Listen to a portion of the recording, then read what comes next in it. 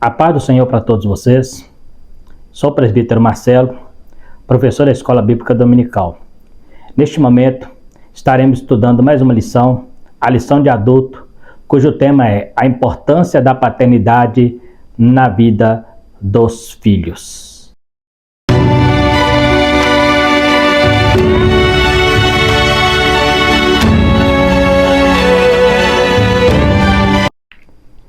Então estaremos falando sobre esse importante assunto, a importância da paternidade na vida dos filhos. É a lição 8, adultos, 21 de maio de 2023, o segundo trimestre. Nesta lição estaremos estudando sobre dois importantes líderes de Israel, que é o sacerdote Eli e o profeta Samuel.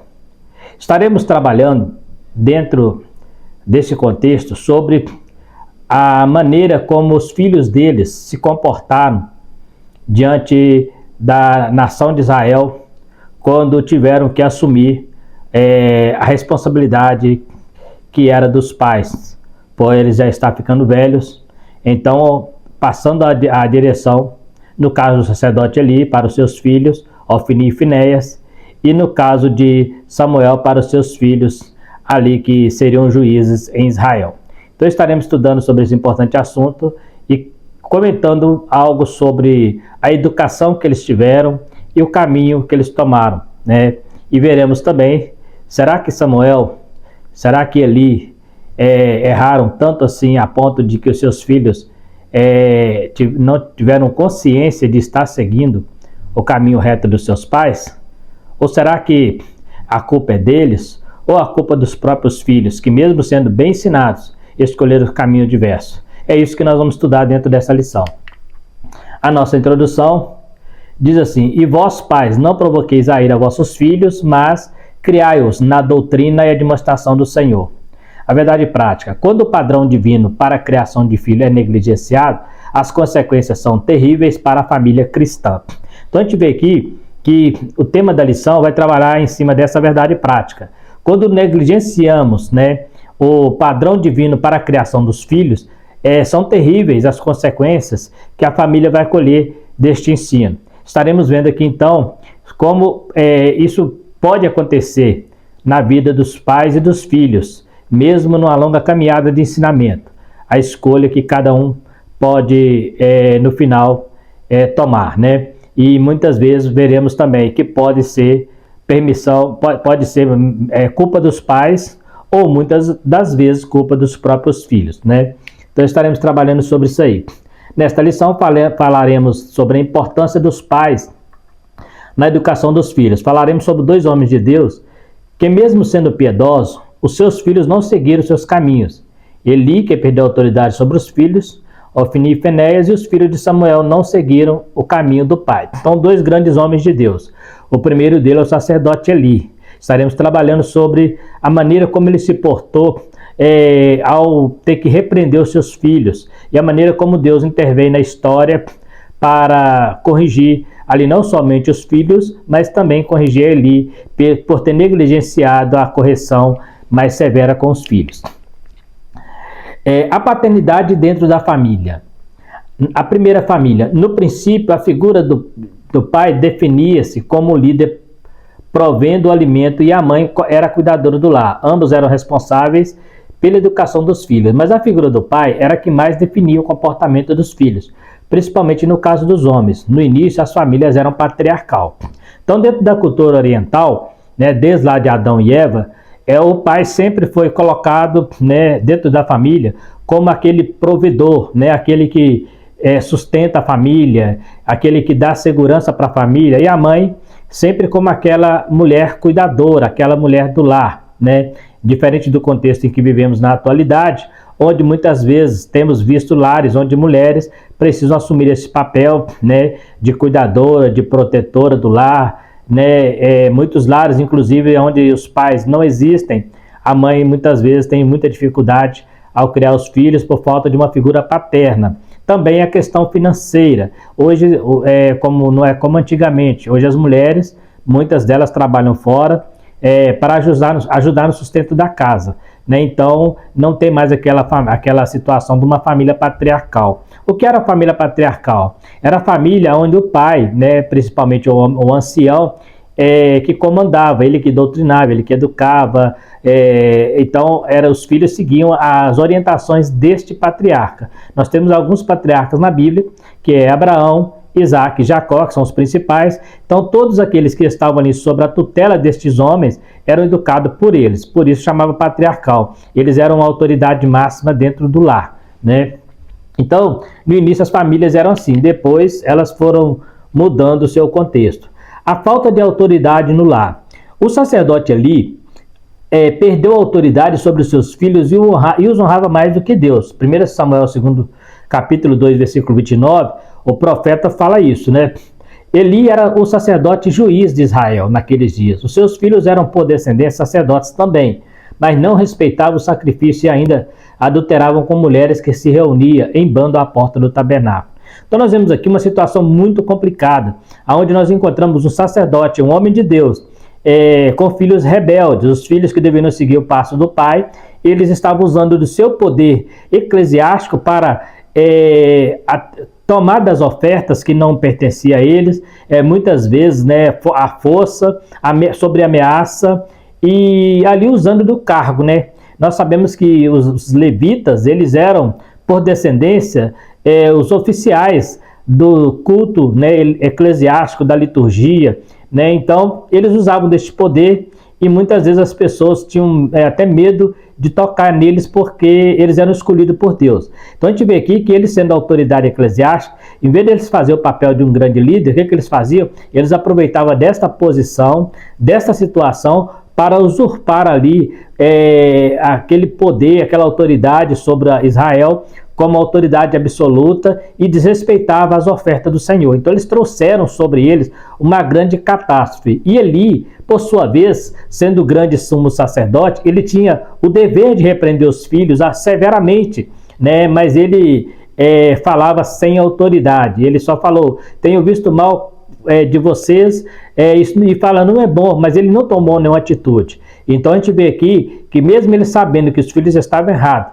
ele ignorou, né? Ficou ali ignorando o comportamento, mesmo ouvindo as reclamações. Isso é muito perigoso, porque quando ouvimos algo errado sobre nossos filhos, é importante que a gente investigue para ver se existe algum fato verídico, se é uma realidade, para que possamos corrigir. Mas corrigir com autoridade, não fazer como Eli, simplesmente dar um alerta e deixar a coisa acontecer. Até porque eles estavam mexendo com coisa sagrada, né? E o próprio texto diz que quando nós pecamos contra o homem, é mais fácil, mas quando pecamos contra Deus, fica complicado, né? Então, é importante a gente ter esse cuidado. Alguém falou, meu seu filho está fazendo isso, fazendo aquilo. É importante que a gente, mesmo sabendo que nossos filhos têm uma boa índole, é importante investigar, porque possamos estar enganados. Muitas vezes, porque às vezes o nosso coração fala mais alto do que a nossa razão. É o caso do sacerdote Eli. Jamais ele imaginaria que Deus iria matar os 2 filhos dele por causa desse pecado tão grave que eles estavam cometendo. Era um momento em que Israel também estava entrando no período de apostasia, né? Então, além deles tomarem a oferta que não pertencia a eles, eles também não respeitavam o sacrifício, né? E andavam, adulteravam com mulheres à porta do tabernáculo. Então, olha que ponto chegou o sacerdote, né? Homens que deveriam ser o exemplo de santidade, homens que deveriam ser o exemplo de unção, agora estavam usando deste poder, dessa autoridade para cometer até pecado de adultério. Olha que perigo, né? Que acontece. Quem são essas mulheres? Essas mulheres se reuniam em bando e pertenciam a várias classes. Tinha as que ficavam perto do tabernáculo para oferecer sacrifícios e orarem, a semelhança de Ana no Novo Testamento. Nós temos um caso, né, de Ana, né, lá no Novo Testamento, que ficava constantemente ali à porta do templo. Então essas mulheres existiam lá no tabernáculo também, mulheres que ficavam ali para oferecer sacrifício. Tinha as que ajudavam na limpeza, lá em Êxodo capítulo 8, 38, tinha mulheres que auxiliavam na limpeza na parte externa do tabernáculo. E como era um período de apostasia, é possível que havia mulheres que praticavam a prostituição sagrada paganizada, imitando cultos pagãos. Ele os repreende, mas sem autoridade. Então observa que ali tinha aquelas mulheres, né? É bem provável que esses homens, né, deitavam ali com essas mulheres pagãs, né, que estavam ali fazendo o adultério, né, era muito comum na época, né, na cultura mesopotâmia, as mulheres ter prostitutas sagradas, né, que elas usavam isso como se fosse uma forma de culto também a Deus, né? Então, alguém acredita que essas mulheres que estavam ali possam ser que elas estavam praticando esse tipo de idolatria, né? Uma prostituição que elas chamavam de prostituição sagrada, paganizada. E é com ela que esses homens, né, os filhos de Eli, se deitavam, né? Então, olha para você que ponto chegou a profanação na casa de Deus. Não só tocava na oferta que não permitia, que não era permitido, ainda praticava adultério, né? Podemos trazer para hoje, eles praticavam coisas erradas dentro da igreja, achando que Deus não estava vendo. Muitas vezes a pessoa, quando chega neste ponto, ele fica com a mente cauterizada, ele começa a não entender que Deus pode ver todas as coisas e que Deus vai mandar a conta a qualquer hora, né? Então a gente vê aí que eles estavam realmente com a mente fechada para as coisas de Deus. Eram sacerdotes, eram líderes, vamos dizer, eram pastores, mas não tinham mais chamado, não tinha mais, já tinha perdido a unção, só estava ali pelo cargo, né? Quantas vezes nós temos visto isso hoje? Pessoas que estão na igreja, estão dirigindo trabalhos, são grandes líderes, mas estão ali só pelo status, pela posição social, não está ali pelo trabalho, não está ali pelo ministério que Deus colocou, mas pelo o bônus, né, que aquele trabalho os concede, né? Infelizmente temos visto hoje pastores, né, líderes que têm usado o seu ministério como posição de autoritarismo, né, de dar ordem, de mandar, né? Muitos chegam a dizer que manda na igreja, né, usa o seu status, né, e muitas vezes aquele coração de pastor tem faltado, assim como faltava nesses líderes filhos de Eli. Já no caso de Samuel, o texto não diz que ele era conivente com o pecado dos filhos. Enquanto os filhos de Eli corrompiam o sacrifício, os de Samuel corrompiam o juízo. Então nós vemos aqui, eu quis separar aqui, porque nós temos dois casos aqui, nós estamos falando de Eli e também estamos falando de Samuel, só que são dois casos diferentes. Nos casos de Eli, ele era um sacerdote, então o trabalho deles era litúrgico, era ali no tabernáculo, com sacrifício, era mais voltado para dentro da igreja. Agora já os filhos de Samuel, apesar de Samuel ter um tríplice ministério, que ele era profeta, sacerdote e rei, os filhos dele estavam sendo colocados como juiz, era mais um cargo político, era mais um cargo de julgar Israel, né? Então não é a mesma situação dos filhos de Eli. Então é bom a gente entender isso, para a gente entender, para ver como que Deus trabalhou com ambos os casos, né? Como Deus trabalha com os filhos de Eli, como Deus trabalha com os filhos de Samuel. Então nós temos aqui, era dois ofícios diferentes. Outro ponto para observar é que enquanto Deus rejeita os filhos de Eli, os filhos de Samuel são rejeitados pelos anciões. Então esse é outro ponto. Então são ofícios diferentes, né? Um é litúrgico, outro é político, e também o litúrgico, quem rejeita os anciões, né? Deus, melhor dizendo, né? O litúrgico, que é os filhos de Eli, e agora o juiz, né? Os políticos, o cargo voltado mais para a política, né? Lógico que na época era uma política mais teocrática, mas não deixava de ser um julgamento.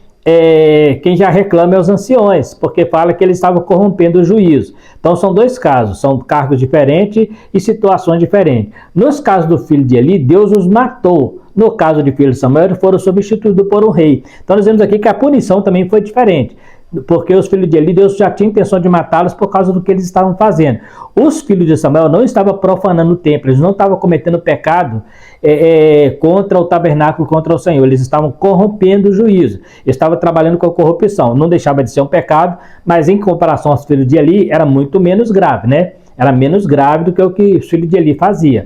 Então, o que Deus faz? Nos filhos de Eli, Deus os mata. Você lembra quando nós falamos sobre o caso de Arão não ficar leproso, né? Que Deus, se tivesse que tirar, Deus mataria, assim como matou Nadab e Abiú, mas como ele era o sacerdote, ele não podia ter lepra, então era muito mais fácil Deus matá-lo. Aqui nós encontramos um caso em que os sacerdotes estavam cometendo pecado e Deus decidiu matá-los. Então, agora os filhos de Eli, de Samuel, Deus não os mata, mas permite que coloque no lugar deles um rei. Aqui começa a monarquia de Israel. Então, quando os anciões viram que eles corrompiam o juízo, eles foram até Samuel e falaram assim: olha, os teus filhos não andam nos teus caminhos, os teus filhos não andam com a honestidade que você andava no meio de nós. Então, coloca sobre nós um rei. Ou seja, eles foram destituídos de juízo para que Saul comece ali o período da monarquia em Israel. Então, enquanto no caso dos filhos de Eli, Deus os mata, aqui eles são substituídos pelo rei Saul. A família tem que ser prioridade na vida do obreiro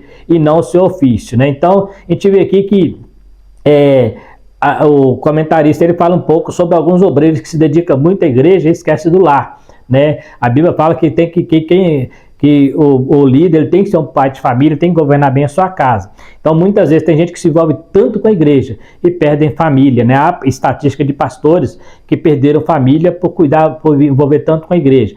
A família na nossa vida, aqui, ela vem em primeiro lugar, né? Depois as coisas de Deus.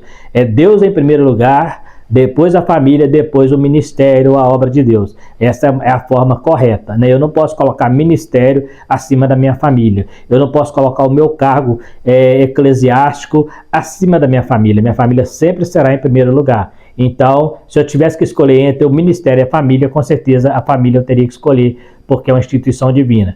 Então, a gente precisa ter esse cuidado. Agora, Deus não. Quando se trata de Deus, Deus está acima de todas as coisas. Então, nós vemos aqui o exemplo de homens, né, que o caso de Eli, por exemplo, que preferiu ficar conivente com o pecado dos filhos. Então, e muitas vezes tem gente que ele envolve tanto com essas coisas que, né, ele não consegue ver pecado, né? Hoje nós temos algumas igrejas que aparentemente praticam até o nepotismo. O que é isso? É quando o político coloca alguém da família, né, num cargo que muitas vezes nem competência tem. Hoje, muitos pastores, presidentes de igreja, eles têm passado a presidência para os filhos, como se fosse uma maneira parece que de manter o poder dentro da própria casa, né? Então, assim, e muitas vezes os filhos não têm aquele chamado que os pais têm. Nós temos um caso aqui, né, do Samuel, que era um grande líder, mas os filhos não conseguiram levar adiante da mesma maneira e foram substituídos. Então a gente precisa ter esse cuidado. Eu não posso colocar alguém no meu lugar só porque é meu filho, só porque é um parente meu. Eu preciso colocar aquele que Deus chamou para colocar. Moisés tinha filhos, mas quem assumiu o seu lugar foi o servo dele, Josué. Então isso é algo de Deus, né? Ele poderia ter colocado qualquer dos filhos dele, né, para manter o poder dentro da família, mas o poder é de Deus, é otorgado. Então a gente precisa ter esse cuidado, né? Então, enquanto uns morreram, os outros foram substituídos. O problema de uma paternidade ausente. A figura do pai é de extrema importância na formação do caráter dos filhos. Lares onde os pais são ausentes, os filhos tendem a seguir comportamento reprovável. Em alguns casos até viram delinquentes. Então isso é comum, né? Lares onde o pai não é presente, né? Os pais não são presentes, que hoje nós falamos também da mãe, né? A tendência dos filhos é seguir caminho tortuoso, pegar conselhos errados, né? E infelizmente isso tem sido um grande mal da sociedade, né? Os lares hoje, uma boa parte, tem sido criado pela ausência dos pais, né? Os filhos têm sido terceirizados, né? Colocados em creches, mãos de babá, e os pais só querendo correr atrás de ganhar dinheiro e nunca tem tempo para os filhos. Muitas vezes substitui o tempo com presentes e coisas materiais, mas o caráter dele está sendo formado por pessoas que muitas vezes não seguem o princípio do lar ou o princípio dos próprios pais. Isso é um perigo, né? Os filhos precisam de referência para a vida. Se não encontram nos pais, buscará em alguns lugares não convenientes, né? Então, o filho, ele vai buscar sempre uma referência. Se ele não tem um pai presente ou uma mãe presente para se moldar nele, vai buscar em outros lugares e pode buscar em lugares errados, isso trazer grandes consequências para a vida dessa criança. Hoje, uma boa parte dos filhos, né, que estão em penitenciárias, né, estão presos, são filhos onde os pais foram ausentes, né? Eles estavam ali presentes, mas fisicamente, mas emocionalmente, eles estavam ausentes, porque não tinha tempo para os filhos e muitas vezes não percebeu quando os filhos estavam se desviando. Observa que Arão, Eli, ele com certeza estava ali próximo dos filhos e os filhos fazendo o que fazia. Ele precisou ser alertado sobre o que ele falou. Você fala assim, eu tenho ouvido o que tem dito sobre vocês, né? Então por quê? Porque ele já não estava muito importando com seus filhos ali, deixando eles fazer o que eles queriam. E é muito importante. Então vamos ver mais à frente sobre pais autoritários e também pais permissivos. A diferença, né, são dois extremos que precisam ser quebrados para ter esse cuidado, né? É lógico nós não podemos dizer que um filho que está desviado, mesmo sendo bem ensinar, a culpa é do pai. Nós aprendemos na lição passada de pais zelosos e filhos rebeldes. Inclusive, eu encaixaria o caso de Samuel numa dessa, né? Eu não acredito que Samuel não tenha ensinado os filhos dele corretamente. Eu acredito que Samuel, quando avisou para ele que os filhos estavam fazendo aquilo ali, talvez para ele foi uma surpresa, e tanto é que ele ficou muito triste achando que o povo estava rejeitando era ele. E eu, não, o povo está rejeitando é a mim. Então, ele logo que imediato, ele ungiu um rei para colocar no lugar. Então, eu não acredito que Samuel, a semelhança de Eli, tenha sido conivente com o pecado dos filhos. Eli é muito claro, né? Ele repreendia sem autoridade, mas Samuel, a Bíblia não deixa o texto essa ideia de que Samuel era conivente, né? Que ele era relapso com os filhos, igual a lição está em algum tema da lição dá a entender isso, né? Eu particularmente eu acho que no caso de Samuel não, né? Tipos de paternidade extremista. Primeira, a paternidade autoritária. Pai autoritário é aquele que trata os filhos com severidade, não respeitando opiniões e nem sentimento. É aquele pai, né, que tipo assim, faz o que eu mando e guarda o que você sabe. Ele nunca ouve o filho, ele nunca acha que a opinião do filho pode ser melhor do que a dele. Ele acha que ele é o dono da verdade absoluta. Isso é muito perigoso. Pai autoritário é aquele pai que só manda. Ele não ouve, ele não para ouvir se realmente ele está errado. Às vezes o filho fala que o pai não é assim, esse eu que sei, você não sabe de nada. Né? Aquele pai autoritário muitas vezes, né? Antigamente era comum até espancar o filho. Né? E muitas vezes o filho, o que acontecia? Ele não tinha respeito pelo pai, ele tinha medo, né? Que é muito diferente. Respeito é muito diferente de medo. Muitos filhos criados assim passam a ter mais medo do pai do que respeito. Alguns até se casam cedo para sair de casa. Outros saem até solteiros mesmos. Outros criam traumas e quando se casam não querem ter filho. Então nós vemos aqui várias consequências de pais autoritários. Muitos filhos se casaram para se livrar do jugo pesado que o pai colocava sobre ele. Mães também, né? Muitas mães também eram assim, né? Muito radical, né? Sem um pingo de paciência, de tolerância muitas vezes, né? Não conversava, já queria, a conversa já era porrete, né? Por isso o Ministério da Infância e Juventude começou a pegar pesado, porque os pais eles não batiam no filho para disciplinar, mas espancavam, né? Eram pais autoritários, né? Há casos de pais que batiam em filhos com chicotes, que batem animais, né? Então é muito perigoso esse comportamento, né? Hoje, inclusive, isso dá até cadeia, né? Se alguém denunciar, né? Então alguns casam para sair de casa, outros saem até mesmo solteiro para não suportar o jugo, e outros criam traumas e quando casam não quer ter filho. Por quê? Porque eles não ensinou como é criar um filho, eles não aprenderam como é criar um filho, então eles acham que o filho deve ser, se for para ser criado igual eles foram criados, preferem não ter. Por outro lado, existe aqueles também que quando casam, eles querem ter filho e eles passam a ser pais permissivos, porque eles não concordavam com o autoritarismo. Então nós estamos trabalhando aqui sobre dois extremos, primeiro pais autoritários e depois falaremos sobre pais permissivos. A autoridade do pai é otorgada por Deus e precisa ser exercida no Senhor. Então a Bíblia diz, corrige o teu filho com vara, mas para matar não alcançarás a tua alma. Então corrige, né? O próprio Deus nos corrige, nos castiga, mas não para matar. A correção é para corrigir, não é para espancar. Muitas vezes, né, quantos pais vão bater nos filhos, eles vão com tanta ira como se estivesse batendo no inimigo, né? Eles não têm aquele coração amoroso, pesaroso de bater, sabendo com a vontade de não bater, mas muitas vezes bate porque sabe que é necessário, né? Mas muitos pais não, eles ficavam tão nervosos que eles partiam para cima do filho com tanta violência que machucavam os filhos, né? E com muita raiva, como se o filho fosse inimigo dele, né? Isso é um pai autoritário, muito perigoso. A gente precisa ter esse controle emocional. Se você está com raiva, até a própria Bíblia diz, não repreenda o homem irado. Se você está irado, às vezes até melhor você deixar a correção mais para frente, porque você pode cometer algo que venha a se arrepender depois. Então, o pai autoritário era mais ou menos assim. Por outro lado, nós temos o pai permissivo. O que é o pai permissivo? Ao contrário do conceito acima, os pais permissivos são aqueles que não impõem limite aos filhos. A semelhança de Eli, os filhos crescem sem direção e acabam se tornando pessoas sem caráter e não aprendem a conviver com disciplina. É aquele filho, né, que ele não apanha quando era necessário, né, não apanhou, e muitas vezes chega lá fora e ele acha que a vida vai fazer a mesma coisa com ele, só que ele se surpreende, né? A gente tem o hábito de dizer que quando o pai encolhe a vara, a polícia estica o cacetete, ela vai para cima, né, e vai bater naquele filho, porque aquele filho não aprendeu a apanhar em casa e muitas vezes apanhar na rua, né? Então, assim, infelizmente, a disciplina do pai pode trazer essas consequências de fazer uma criança crescer achando que o mundo gira em torno dela, né? São muitas vezes filhos rebeldes que acham que o mundo gira em torno deles. Então, quando eles saem de casa, eles nunca apanhou, tudo que o pai ofereceu, eles tiveram, né? Tudo que eles queriam, os pais deram.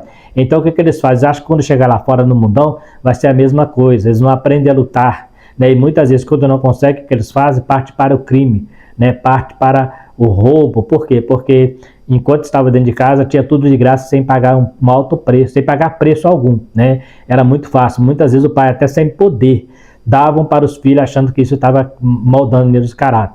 E muitas vezes o filho precisa ouvir muitos nãos e não só os sims da vida, porque lá fora tem sim e tem não, e às vezes é muito mais não do que sim. E quando ele não aprende a ouvir não em casa, ele não vai querer ouvir não lá fora. Aí quando ele não consegue ouvir, quando ele ouve não lá fora, o que ele faz? Ele faz como os filhos de Eli. Não vai me dar não, eu vou tomar, eu vou pegar, né? E se você não fazer, eu vou tomar. Que os filhos de Eli, eles ameaçavam, se você não me dar, eu vou tomar. Então vira ladrão, né? Infelizmente.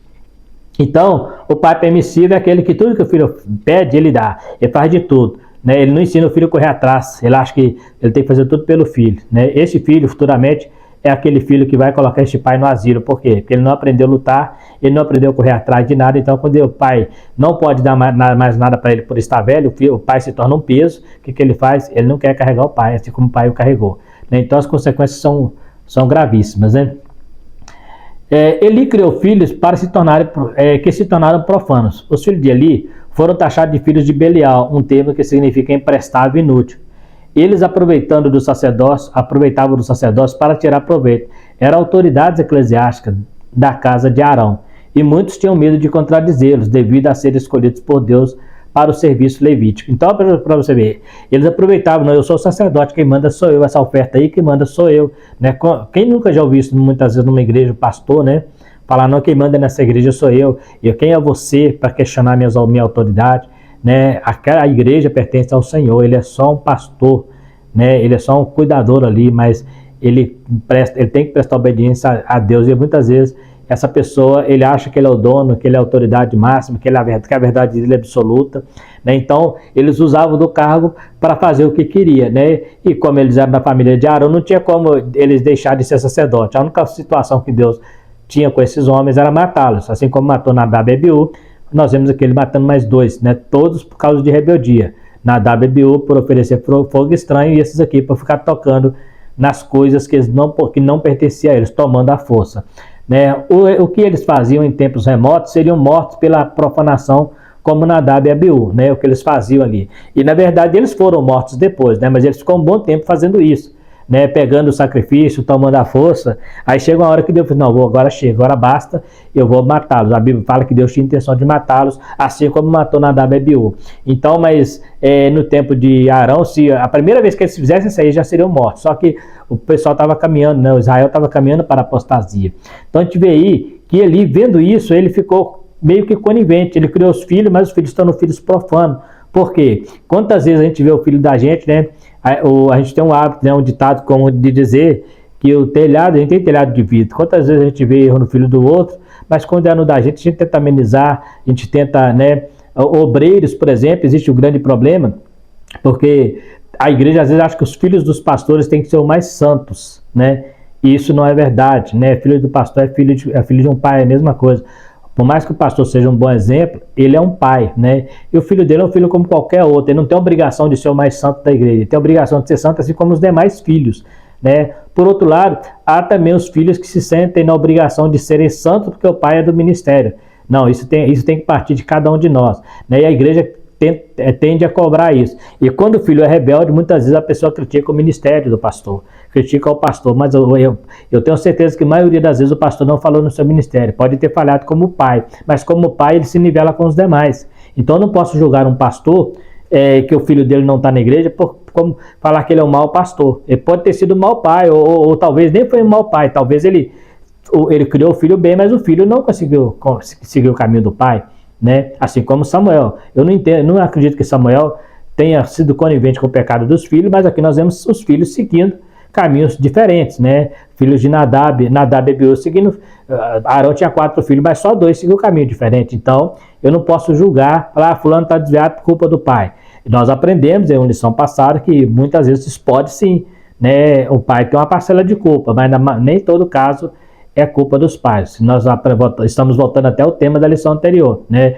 Pais zelosos e filhos rebeldes. Muitas vezes o pai é zeloso, mas o filho é rebelde. Ou existe também aquele pai que se envolve tanto com o ministério da igreja que ele não consegue observar a sua família, porque toda vez que o filho chega perto dele, ele está ocupado com algo de igreja, com algo do trabalho, com o estudo que vai ter que dar lá na igreja, e aí ele não tira tempo para ficar com o filho, ele não tira tempo para brincar com o filho, então o filho começa a fazer coisa errada e ele não consegue perceber, né? Então é importante ter esse equilíbrio, né? Então Eli criou filho. Outra coisa interessante, Eli criou os filhos que se tornaram profanos. Ele não criou os filhos para ser profano, mas os filhos se tornaram profanos, né? Eu tenho certeza que Eli, inclusive, sabia que ele estava errado, só não tinha autoridade para corrigi-los. O fracasso dos 2 pais, relapso com os filhos. Voltamos aqui ao caso dos 2 pais de novo. Omissos para com os filhos. No caso de Eli, mesmo sendo avisado sobre os filhos, não tomou nenhuma atitude, somente os advertiu, mas não agiu. Já no caso de Samuel, seus filhos foram substituídos, como já dissemos, pelo rei Saul. No caso de Samuel, o contexto é diferente. Samuel exercia tríplice ministério: juiz, sacerdote e profeta. Os seus filhos estavam exercendo o cargo de juiz. Então eles não estavam seguindo todo o ministério de Samuel, assim como os filhos de Eli. Os filhos de Eli estavam seguindo o ministério, eles eram, na morte de Eli, seriam sumos sacerdotes. Então eles seguiam todo o ministério. Eli, ainda que ele era um juiz de Israel, mas ali ele estava como sacerdote. Então o problema ali estava no sacerdócio. E o caso de Samuel, o problema estava no julgamento, né, no juiz, né, no governo ali na cidade de Berseba, né? Então não tem a ver com, como já falamos na lição, falamos nas telas um pouco atrás, não tem a ver com liturgia, mas sim com um cargo político, né? Ali julgando a causa. E a Bíblia diz que eles aceitavam suborno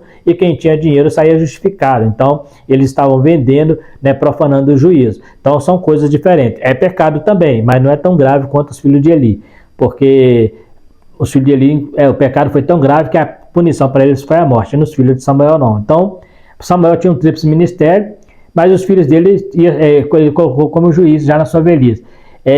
Porque nós vamos ver aqui, o texto diz que Samuel já estava velho e constituiu seus filhos juízes em Berseba. Joséfo fala que eles exerciam poder em 2 cidades, Betel e Berseba. Estas cidades ficavam cerca de 80 quilômetros ao sul de Ramá, e era difícil para Samuel viajar tão longe. Aproveitando a condição que se encontrava, o pai, e diante das suas posições, preferiram seguir o caminho da corrupção.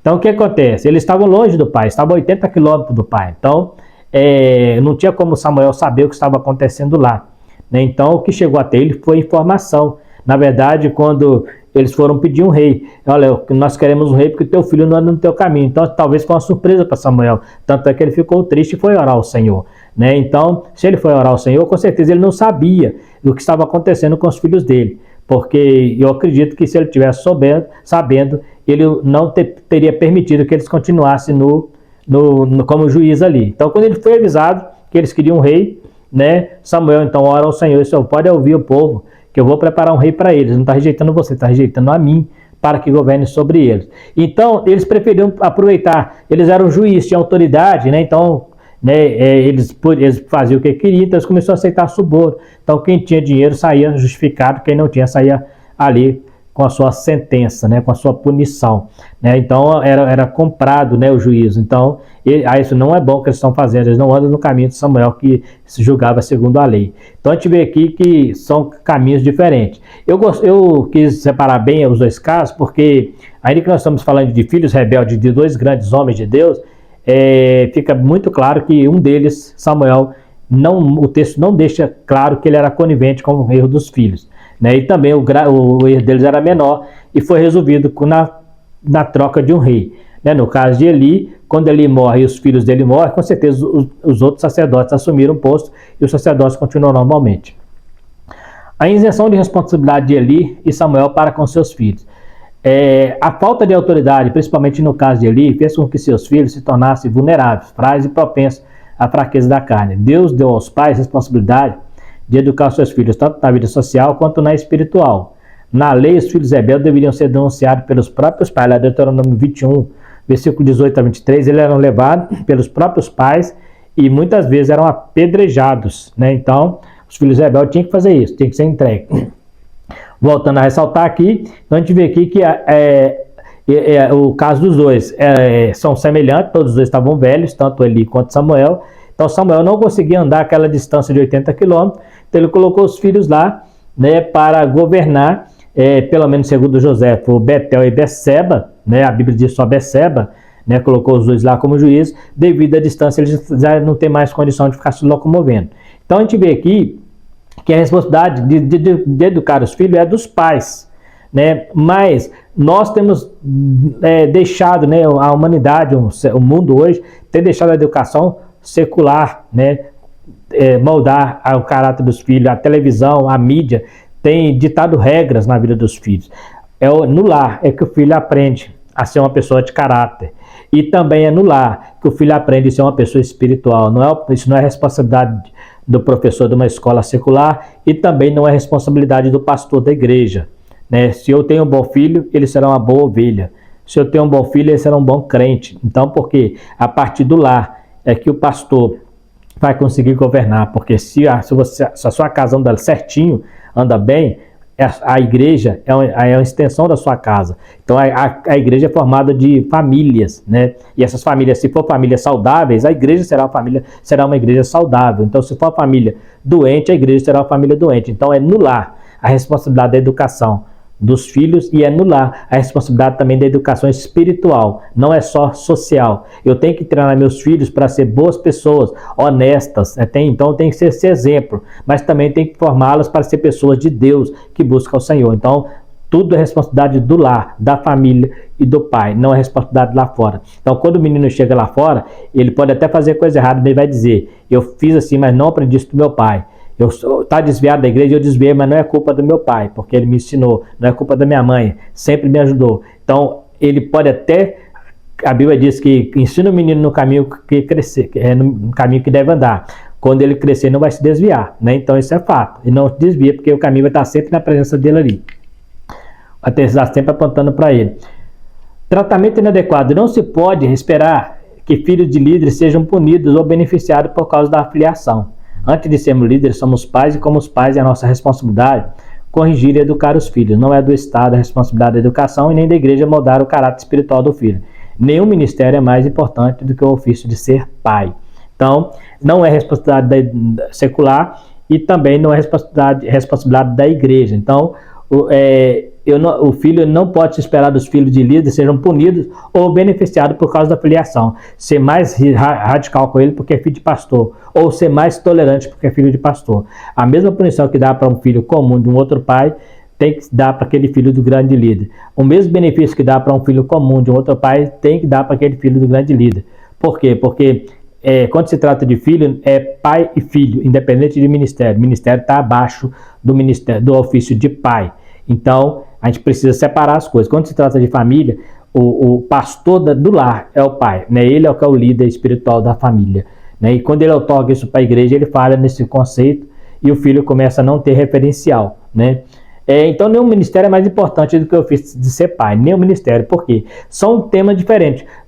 A não ser que a pessoa faça igual o apóstolo Paulo. Não quis ter família. Então, o apóstolo Paulo, o ministério dele era mais importante do que ser pai. Por quê? Porque ele não era pai, ele não tinha esposa, ele não tinha família, ele ficou por conta do ministério.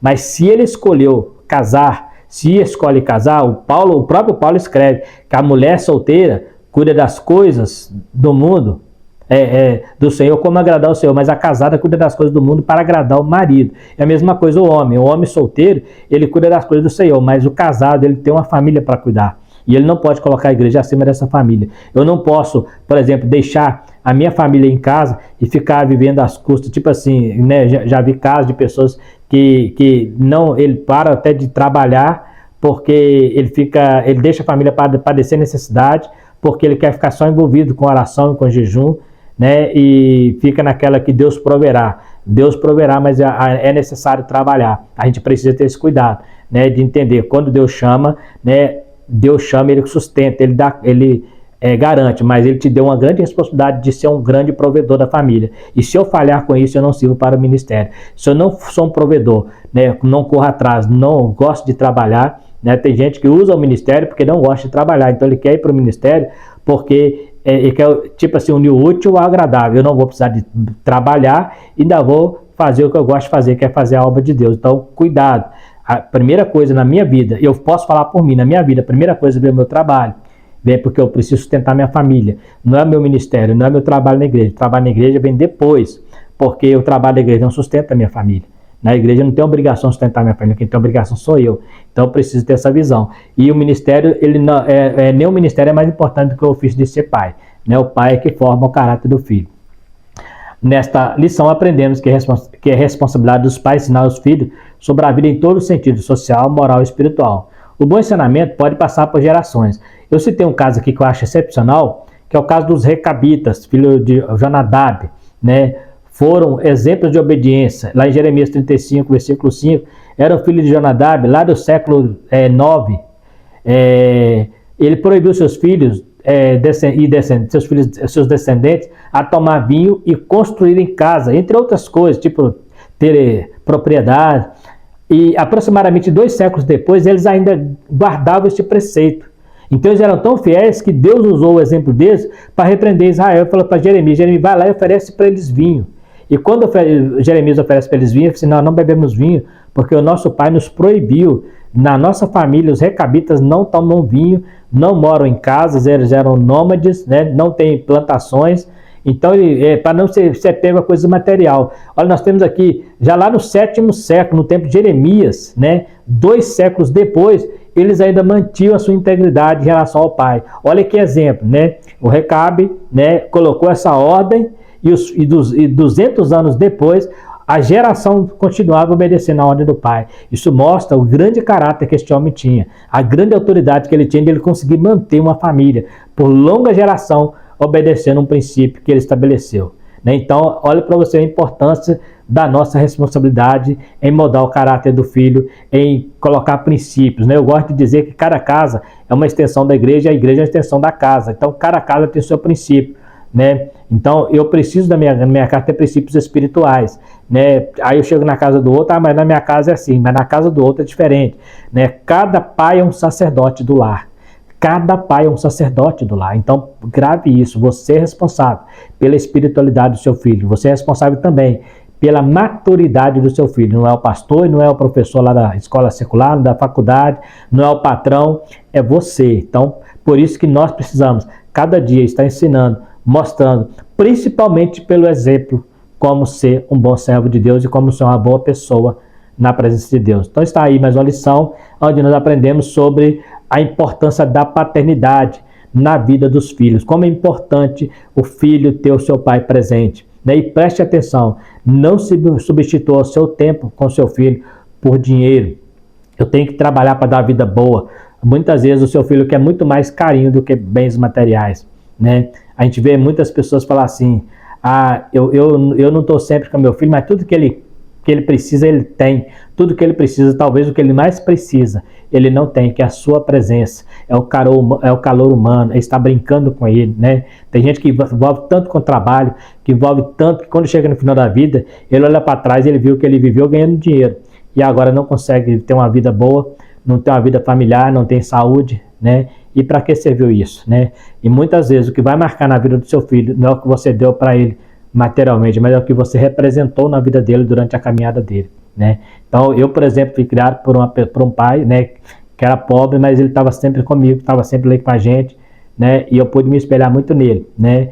Então, assim, até hoje tenho ele como um grande referencial de guerreiro, né? Nunca me deu não teve condição de me dar bens materiais, mas o que eu precisava ele dava, que era carinho, né? Que era presença, mesmo do jeito dele, mas eu sentia isso, né? Então é muito importante. Se eu sou o que sou, eu agradeço a Deus e também a Ele por ter me ensinado esse caráter. Uma pessoa extremamente honesta e humilde. Então aprenda isso, grave isso e seja você, este pai presente, observe teu filho. Se alguém falou que está fazendo coisa errada, não acredite, também não duvide. Investigue, né? Vê se realmente está acontecendo. Se for verdade, não seja como Eli, não seja conivente, mas puna teu filho, corrige enquanto é tempo, porque vai chegar um momento em que você não terá mais autoridade. Assim como Eli, chegou um momento em que os filhos já não respeitavam mais, já não tinha mais autoridade sobre os filhos. Então, é importante ter essa visão para que nós possamos ter um bom relacionamento.